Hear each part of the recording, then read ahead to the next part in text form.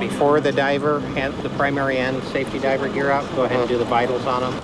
Deputy Richard Williams has been selected for today's mission. Dive team personnel, go ahead and start to suit up. Ordinary scuba gear cannot be used in the new river. Arms in. In a conventional wetsuit, a layer of water is trapped between the neoprene suit and the diver's skin. Okay. That would prove fatal in these toxic waters. New river divers must use dry suits, similar to hard hat systems used for deep water exploration. Diver on air. There can never be the slightest contact between the polluted water and their skin. Okay. Your weapon is probably about the size of the one that was thrown in there according to the informant. Maybe a little bit smaller, but use that as a test for the discrimination. And that way you'll have it set for the underwater. Williams will carry a high-tech metal detector. First, the detector must be calibrated for metal objects the size of a gun. Once in the black water, the metal detector becomes his eyes. Clear the line. Tell him to go to the bottom and saddle.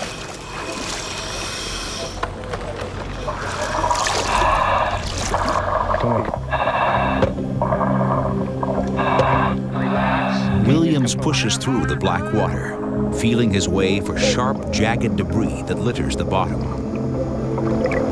A piece of steel rebar, a wrecked car, or a sunken tree could easily snag and puncture the dry suit, flooding it with poison. You actually bury 2 to 3 feet in the black muck on the bottom of the riverbed. You don't know what's down there. You don't know how far you're going to sink or what you're going to be impaled on. Williams sweeps the metal detector over the bottom of the river. He listens for a beep in his headset, which might indicate he's located the gun.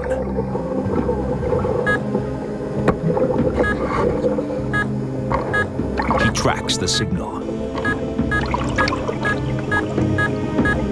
and picks up an object on the bottom of the new river. Williams has recovered the handgun. When he emerges from the river, he cannot immediately get out of his suit. All I need. Okay. He breathes forced air through the hose, while the hazmat team begins a lengthy decontamination procedure. Williams is rinsed with a series of chemical sprays. The ground crew suits will be handled as toxic waste. Is he overheating? A small mistake, even a splash, could result in a fatal disease. Okay. High-tech suits help prevent contamination, but they also heighten the hazard of the desert heat. The diver is experiencing heat prostration. He's overheated in that suit. When the heat eventually takes its toll, Williams nearly loses consciousness. You're talking 110 degrees outside. It will rapidly reach 120 to 130 inside those suits. Williams recovers from his dive in the toxic brew, but there's even more challenging work ahead. That's another body. When SeaTech continues, divers respond